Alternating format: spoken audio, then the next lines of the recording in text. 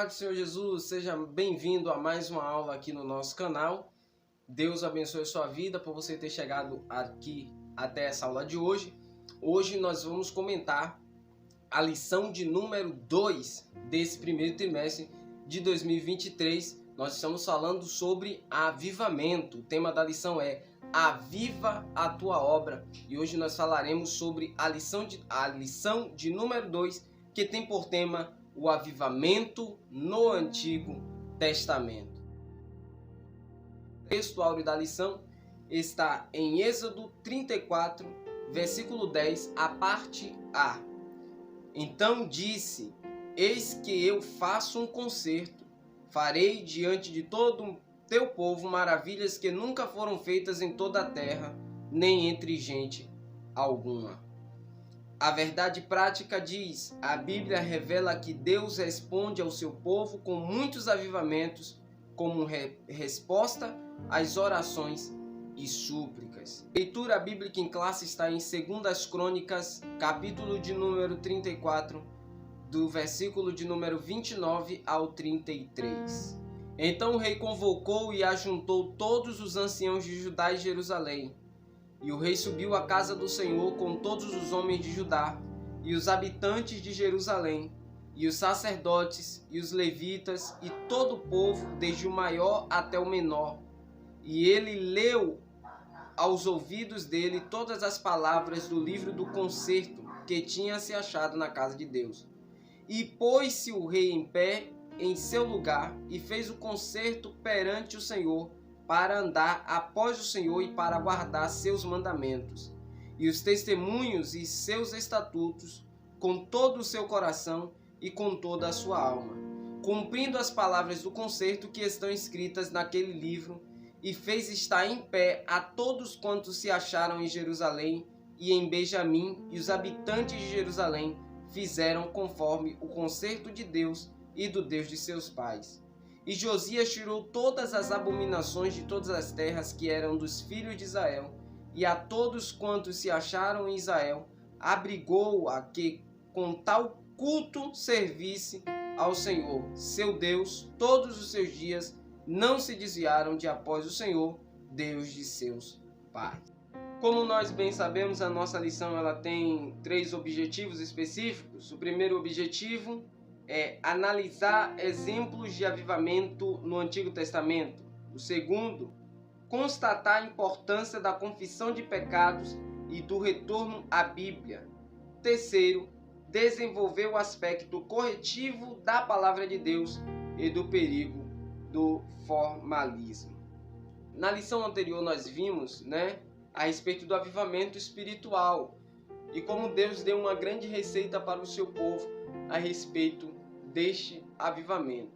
Nessa lição nós estudaremos a respeito do avivamento no Antigo Testamento, Houve um tempo em que o povo de Israel deixou-se levar por suas práticas. Tem um livro na Bíblia, o livro de Juízes, que para mim ele reflete, é um retrato falado da condição espiritual de Israel. Você pode observar que durante todo o livro de Juízes, o povo andava na presença de Deus. Depois o povo se desviava da presença de Deus. Aí o povo era oprimido pelos opressores que Deus permitia que oprimisse Israel. Eles voltavam-se ao Senhor, buscavam ao Senhor. Deus levantava um libertador. Este libertador libertava o povo dos opressores. Enquanto o libertador estava vivo, o povo andava com Deus. Quando o libertador morria, o povo voltava à prática do pecado, e assim todo o livro de Juízes. Então o povo de Israel se distanciava de Deus. Deus permitia uma punição como consequência desse pecado. Isso mudava quando o povo sentia esse desejo, ou quando alguém se levantava nesse cenário com um sentimento de humilhação e voltava a buscar o Senhor. Lembra lá de 2 Crônicas 7? Se o meu povo se humilhar, exatamente.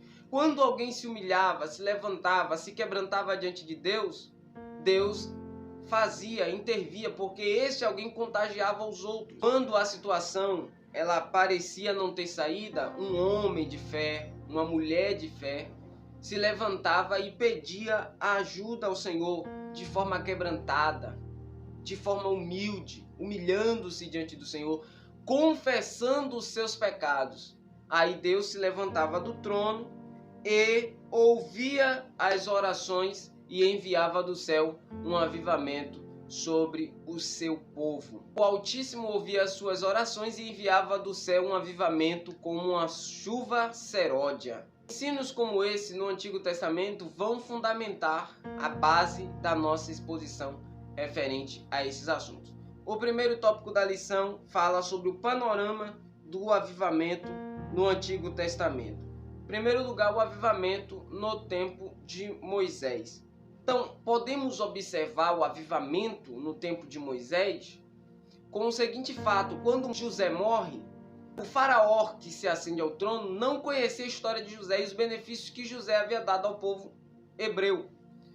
Então esse rei começa a escravizar, e a escravidão no povo durou cerca de 400 anos, sendo escravo no Egito, trabalho forçado. Toda a glória do Egito foram construídas debaixo do sangue dos hebreus.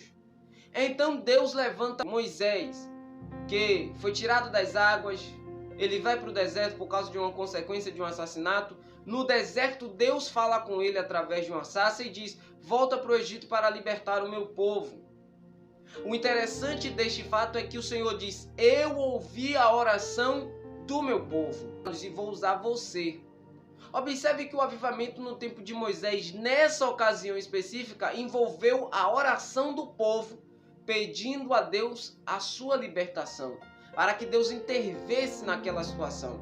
E Deus interviu utilizando a vida de Moisés, um libertador, para que pudesse libertar o povo da opressão dos seus opressores, a saber, o faraó no Egito. Por intermédio de Moisés, Deus, o soberano, exerceu juízo sobre a vida de Faraó, sobre tudo aquilo que ele havia feito com o seu povo durante todo o período de escravidão que o povo hebreu viveu ali no Egito, fazendo com que o Faraó deixasse o povo sair daquele país, daquela maneira como o Senhor visitou o Egito. Temos também ainda o avivamento no tempo de Samuel. Samuel foi levantado por Deus. E Samuel tinha uma função muito importante. Deus o chamou também para ser profeta. E Samuel foi levantado num tempo onde ele foi um homem que denunciou as maldades, as injustiças sociais, o desprezo com as coisas de Deus, liderada principalmente pelos filhos de Eli, Ofni e Finéias, também pela conivência de Eli quanto à situação de seus filhos. Ele foi chamado para ser um profeta atalaia, alguém que denunciava o desprezo pelo templo sagrado, que nesse momento era um tabernáculo. E por conta desses acontecimentos, houve uma invasão, uma guerra. Esta guerra, a Arca do Senhor havia sido levado. Os filhos de Eli, que eram sacerdotes, morreram. E o próprio Eli, sabendo da notícia que a arca tinha sido levada e seus filhos haviam morrido, também morreu nessa ocasião. Foi nesse contexto, num contexto desses acontecimentos, que Samuel se levantou e exortou os israelitas a respeito de arrepender-se das suas práticas. Deus havia descido em juízo.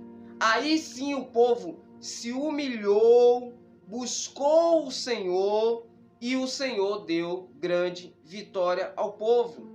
Um grande avivamento chegou a Israel e Samuel julgou Israel todos os dias da sua vida. Então, a partir daquele momento, Israel acaba de receber um novo juiz, onde Samuel começou a julgar o povo de Deus. Samuel só deixa de julgar o povo de Deus quando o povo decide querer agora um rei e não mais um juiz. Mas foi através deste levantar de Samuel, dessa situação de Samuel em ver a questão do povo, não ficar calado, se levantar e protestar.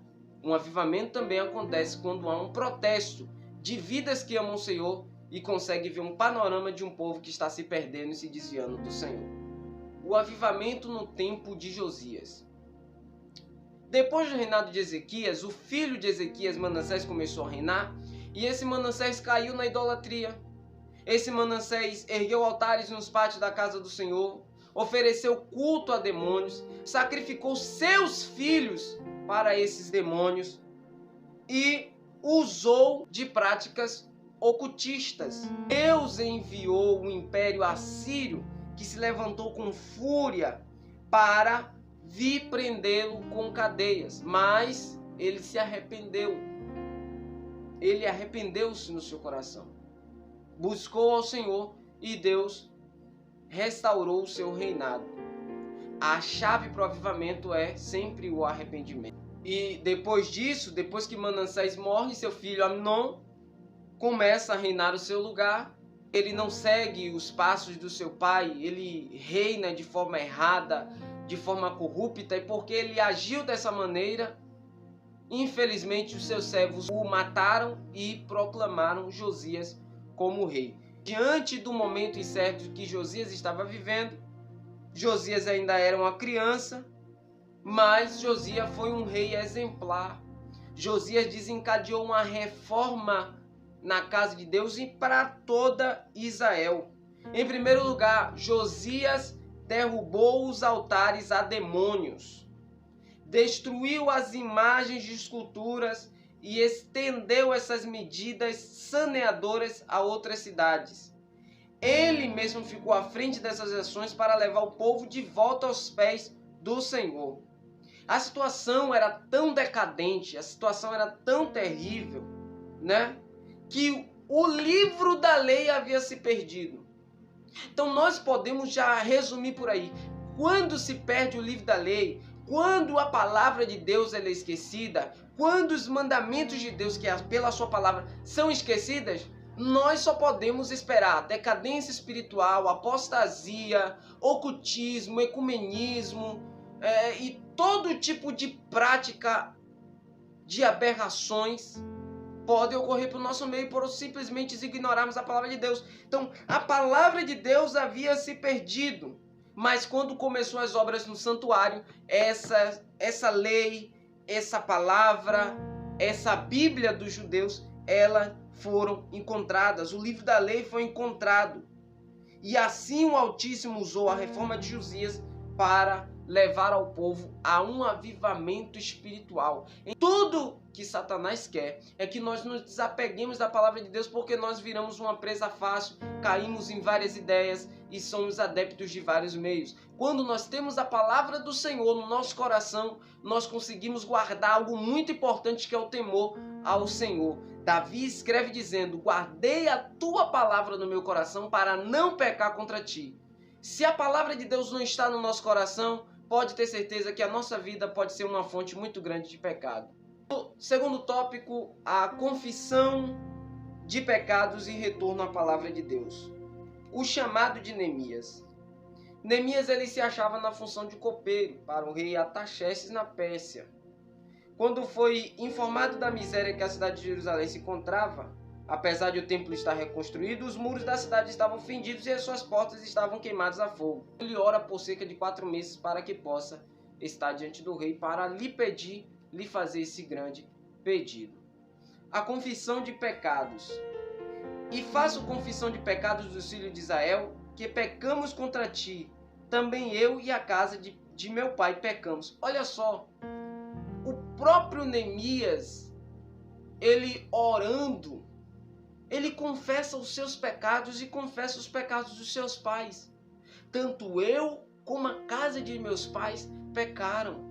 Então, observe-se que a confissão de pecados ela está no mais alto nível. Porque ele não confessa só os dele, mas ele confessa também os pecados do seu pai, dizendo: Deus, eu pequei, os meus pais pecaram e a casa dos meus pais pecaram. Todos nós pecamos. Essa é uma confissão. Esse é o maior ponto, o ponto mais alto da oração de Neemias.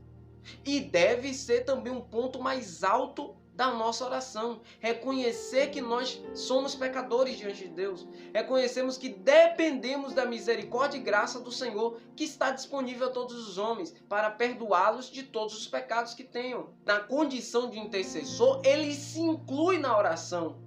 E ele não aponta o pecado dos outros. Ele não fala que o pai dele errou ou que a tia errou. Ele não fez como Adão dizendo, a mulher que tu me deste. Não, ele se inclui, ele toma a responsabilidade e diz, Senhor, eu também pequei. Então, a confissão de pecados não é apontar o pecado, fulano me fez pecar, fulano me fez cair, não. Senhor, eu errei, eu caí, eu preciso confessar os meus pecados. E a Bíblia diz que aquele que confessa e deixa, ele alcança a misericórdia. E a misericórdia do Senhor são a causa de nós não sermos consumidos, né? Então, ele se inclui, o ponto alto é ele se incluir na oração. Ele ainda confessa mais. E todos nós corrompemos contra ti e não guardamos os mandamentos, nem os estatutos, nem os juízos que ordenaste a Moisés, teu servo. A confissão dos pecados é uma condição indispensável para viver um avivamento pleno e espiritual. A igreja precisa ser mais confessional. Precisamos ter mais confessionalidade. Precisamos confessar os nossos pecados diante a Deus. Confessando a Deus os nossos pecados, Ele é fiel. E Ele tem o poder de nos receber e perdoar os nossos pecados. Lembro-me do jovem, do filho pródigo, que quando chega na presença do pai, ele diz, Pai, pequei contra o céu e contra ti. Confessar os pecados. É difícil reconhecer que erramos, mas é a maior alternativa que temos para obtermos esse grande avivamento, através da confissão dos pecados. O avivamento no ensino. No tempo de Neemias, o ensino da palavra de Deus se tornou indispensável e foi a marca que precedeu um grande avivamento. Neemias havia ordenado que a palavra de Deus ela fosse lida de forma didática, de forma pausada, para que todos tivessem compreensão e entendimento do que Deus requeria delas após ter vivido muito tempo em terra estranha. Além da leitura que era feita de forma didática, cada expressão que havia na lei, ela era explicada de forma clara. E é claro que, tendo todos esses feitos, Deus enviou um poderoso avivamento para todo Israel, resultando em quebrantamento verdadeiro, alegria e festas. Na praça principal, diante da Porta das Águias, iniciou um poderoso avivamento na história de Jerusalém após o exílio. Então, nós podemos perceber que quando há o retorno da palavra, o ensino da palavra de Deus, com a aplicação clara, simples para a compreensão dos ouvintes, Deus pode gerar em nós um avivamento através da proclamação da sua palavra. É por isso que todo obreiro precisa se dedicar à palavra de Deus para trazer a explicação da palavra de Deus de uma forma clara, de uma forma concisa, para que todos possam entender e compreender o que Deus requer delas através da palavra que foi trazida pelo expoente. Quando há essa exposição da palavra de Deus e os ouvintes ouvem e põe em prática aquilo que é pregado, nós estamos vivendo num cenário muito grande para recebermos um avivamento espiritual. Que Deus avive a sua igreja, que Deus avive o seu povo, que Deus avive os pregadores que estão com a responsabilidade de apregoar a santa palavra do Senhor. Terceiro tópico, o avivamento e a palavra de Deus. Lá no Novo Testamento, nós podemos perceber que existe uma prática de culto, um padrão de culto.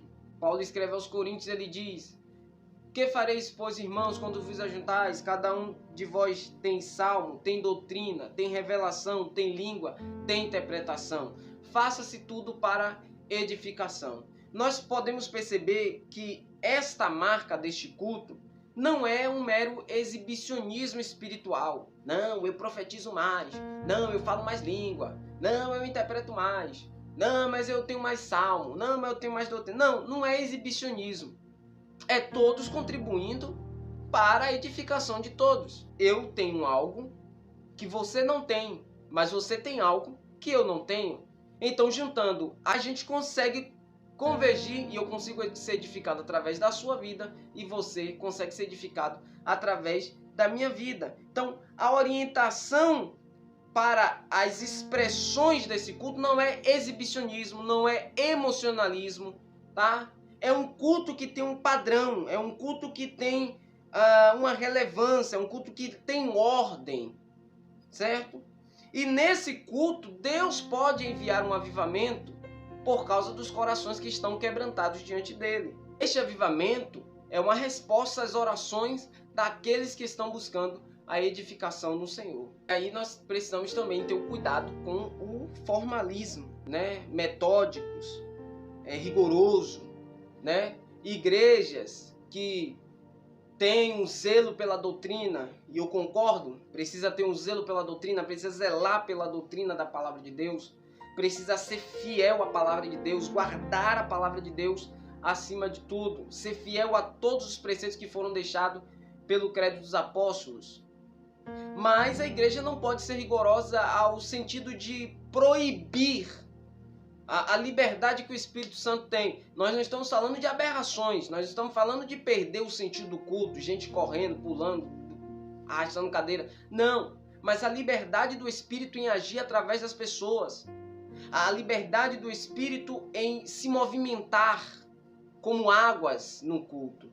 Então, precisamos ter cuidado com o formalismo, porque a igreja de Éfeso era uma igreja que guardava a doutrina muito severamente, mas é a igreja que já não tinha mais amor.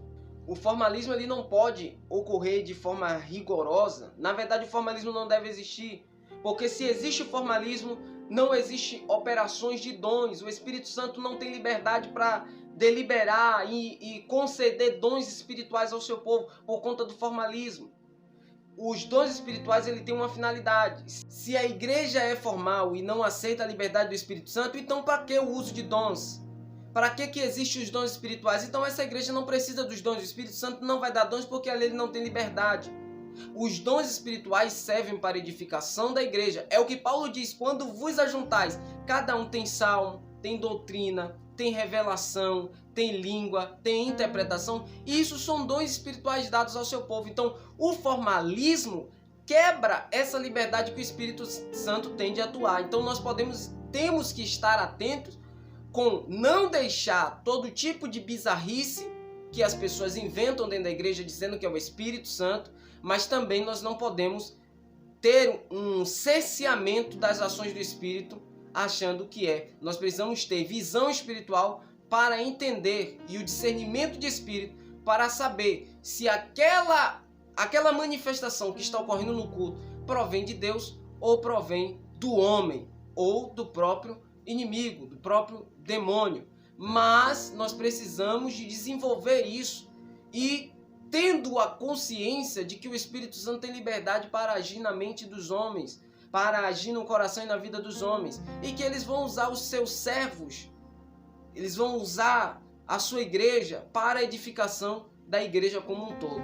Então, temos que ter cuidado com o formalismo. O formalismo é um encalço, um encalço para que recebamos um avivamento. Mas a igreja precisa ser fiel à doutrina. Tendo a junção de ser fiel à doutrina e a liberdade do Espírito, nós conseguiremos receber de Deus um grande avivamento. E como vimos durante toda a lição, o avivamento, ele sempre veio com uma resposta de Deus ao quebrantamento do povo.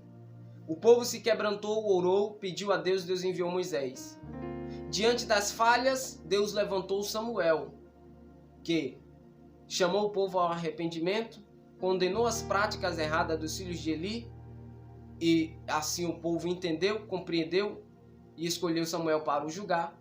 Nós entendemos o retorno da palavra a respeito da vida de Neemias, trazendo o ensino da palavra de Deus, a aplicação da palavra de Deus a todos de forma didática. Josias reformando a casa do Senhor, a oração de Neemias quebrantando e confessando os seus pecados. Então isso são chaves para o grande avivamento.